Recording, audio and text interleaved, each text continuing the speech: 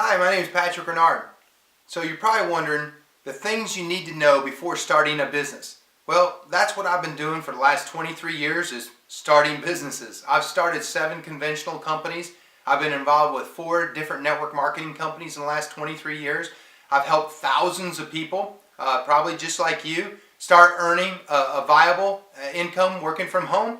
And many of them have walked away from their jobs and they do this full time as I have for the last 23 years. So hopefully I'm going to help answer your question and the things that you need to do first before starting this business. So the first thing you need to do is research, 5 key factors before you start your business. Now, these 5 things I've utilized over the last 20 years to help put myself in a position to be successful right out of the gate. Okay, so I'm going to help give you the blueprint so you don't have to wonder what to do. Okay, I'm going to give you the blueprint right here. Now, this blueprint is not my design.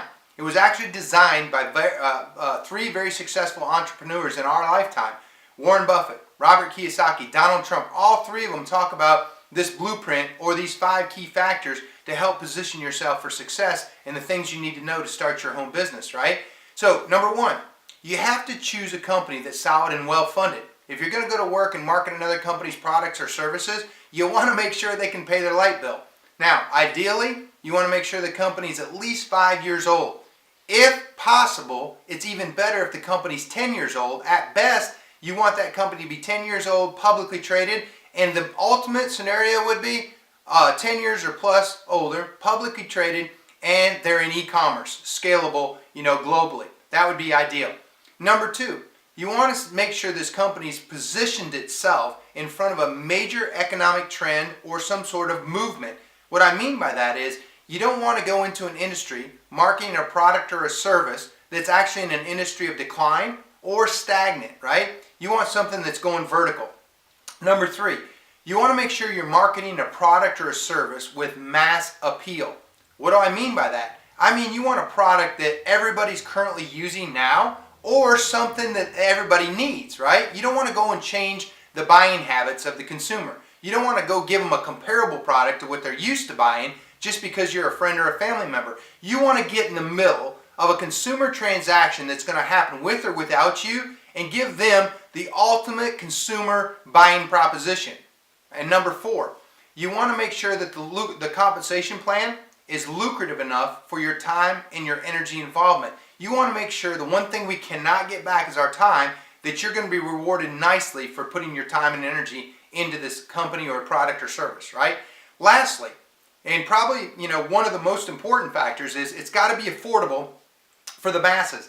What do I mean by that? What I mean is this investment that you're going to make, this business model that you're going to start, it has to be affordable for you. It has to have a reasonable risk-reward factor to it, and it has to have a good return on investment ratio. So those are the things that you want to look for. And one of the fastest ways to scale your models, your business, is also to make sure that you have something that you can duplicate, that other people can do what you're doing. So those are the things that you have to consider first before starting your business. You have to do your research. Now, when you're done with your research, the things that you need to do next to start your business are very, they're kind of business business oriented. You'll have to get some cases you have to get a business license. Other cases you don't have to get a business license. You might want to incorporate or get an LLC, an EIN number. You probably want to set up some sort of accounting system with QuickBooks or Quicken or something like that. But I go into all that in later videos, okay, on the things that you need to do. But right now, it's the research. This company that I'm currently working with right now, it actually meets all 5 of these criteria.